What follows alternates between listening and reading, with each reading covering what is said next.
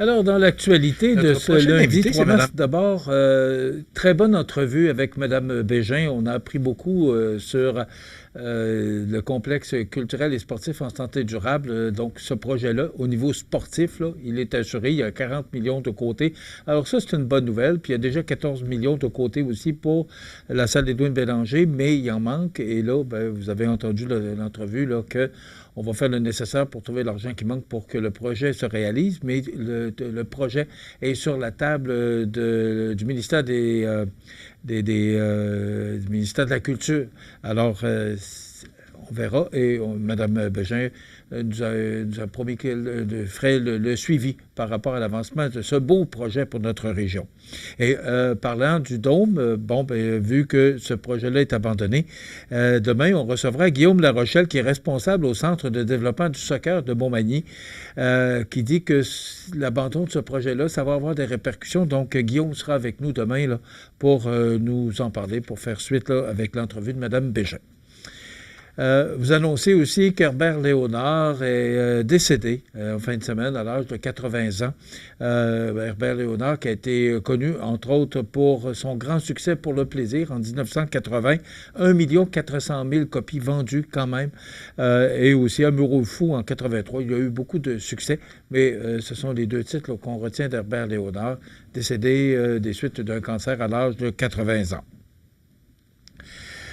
Vous savez qu'avec la nouvelle loi sur l'immigration, ça crée des maux de tête à nos entreprises. Et deux communiqués nous sont parvenus d'abord de la TREMCA, qui nous informait là, que, parce que la Chaudière-Appalaches, je suis content de l'entendre, c'est l'une des régions les plus dynamiques du Québec, qui fait face à une crise économique qui pourrait avoir des répercussions importantes. Un taux de chômage de 3 %. La région est confrontée à une menace sérieuse en raison des nouvelles politiques d'immigration mises en place en septembre 2024. Un sondage mené justement par la TREMCA et Chaudière-Appalaches économique révèle que près de 60 % des entreprises locales devront réduire leur capacité de production, menaçant ainsi leur pérennité, parce qu'il y a des travailleurs étrangers qui devront retourner dans leur pays. Donc, ces entreprises sont particulièrement vulnérables à la perte d'expertise spécialisée et aux annulations ou reports de projets d'innovation.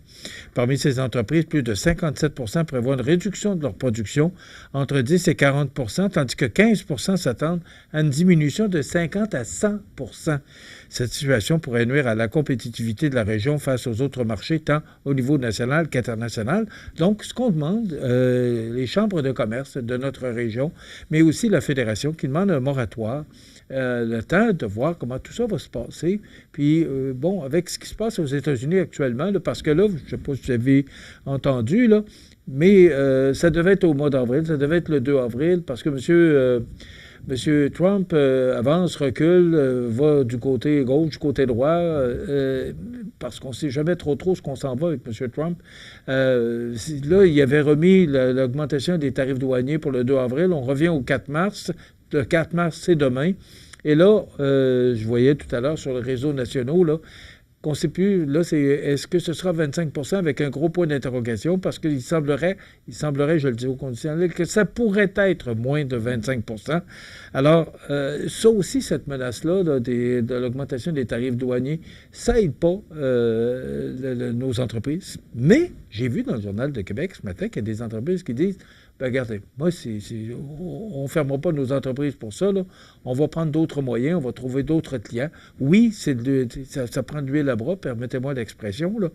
Mais il y a ces entreprises qui disent, écoutez, on va faire autrement. C'est sûr que les États-Unis, c'est notre plus grand partenaire économique. Ça change la donne. Sauf qu'il y a des experts qui disent que ça pourrait affecter tant les États-Unis que le Canada. C'est sûr que ce ne sera pas facile pour nous, mais et la semaine passée, je voyais là, que l'économie est au ralenti aux États-Unis. Alors déjà, là, on sent et on ressent ce qui se passe. Aussi, ce qui s'est passé avec M. Zelensky, le président de l'Ukraine, et M. Trump vendredi midi, là, ça inquiète beaucoup de monde de savoir où il s'en va, le président des États-Unis. Alors, c'est pas fini, c'est pas terminé. Il vient d'arriver. Donc, il y a il y a un mois de fait.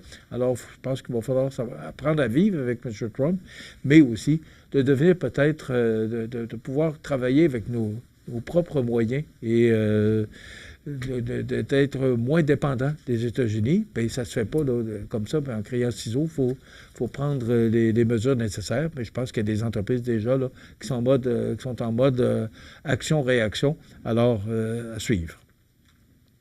Bon, mais l'histoire de Satlic, M. Legault, hier, qui a décidé de passer à une enquête publique, donc dans le Journal de Québec, sous la plume de Rémi Nadeau, acculé au pied du mur par une série de révélations gênantes, tant pour lui que pour ses ministres. François Legault a plié sous la pression et a annoncé une commission d'enquête publique sur le scandale de 1,1 milliard de dollars Satlic.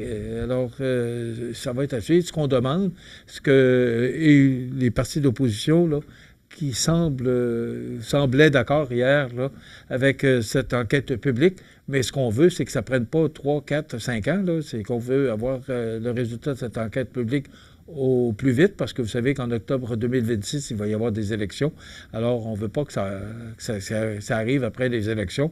Donc, on demande à M. Legault là, que les résultats de cette enquête publique soient connus très rapidement.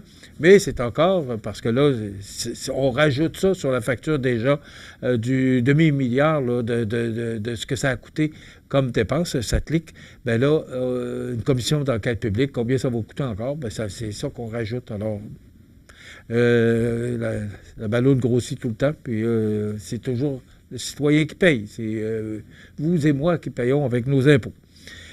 Une mise en place chaotique, vous savez que le 1er mars, bien, c'était la mise en place de consignations qu'on a ici d'ailleurs, et dans le Journal de Québec, sous la plume de Jean-Philippe Guilbeault, ce matin, on parle de contenants refusés, dépanneurs débordés, machines défectueuses. L'élargissement de la consigne aux contenants en plastique a connu son lot de difficultés lors de la première fin de semaine de sa mise en application un peu partout au Québec. Là. Je ne parle pas nécessairement de Montmagny, parce qu'on dit qu'à certains endroits, là, il n'y avait pas de monde, il n'y avait pas... Alors, c'est pas parce que ça ouvrait que Consigne-Action arrivait le 1er mars là, qu'on se dépêchait, puis on remplissait nos sacs, puis on allait à Consigne-Action. On va continuer notre petit train de vie qu'on faisait normalement, puis on va se servir de cet endroit que je trouve merveilleux, que je trouve un endroit pas physique, mais cet établissement, l'arrivée de Consigne-Action, je trouve tellement que c'est une bonne chose. Et que j'ai hâte, c'est qu'en 2027, qu'on puisse mettre aussi les bouteilles de vin, entre autres, là. Mais ça va être qu'en 2027. Mais quand même, je trouve qu'on avance beaucoup. Et pour vous informer, on voit la photo, là, Consigne-Action, qui est aux Galeries Montmagny. Située aux Galeries Montmagny, c'est la porte qu'on prenait pour aller chez Agar. Peut-être ça va vous aider mieux situer cet endroit-là. Alors, Consigne-Action qui est à Montmagny.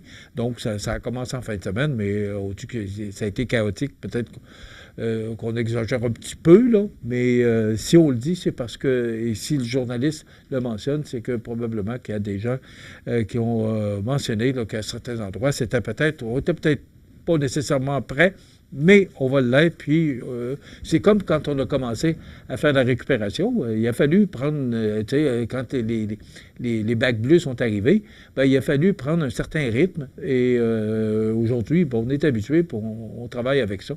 Alors, on va faire la même chose avec Consigne-Action. C'est juste de bien comprendre qu'est-ce qu'on doit faire avec nos objets, nos produits, de bien les distribuer pour ne pas donner de maux de tête aussi aux gens qui mettent en place là, des systèmes comme ça pour la récupération. Et je pense tout le monde est bien conscient qu'il faut prendre soin de notre planète.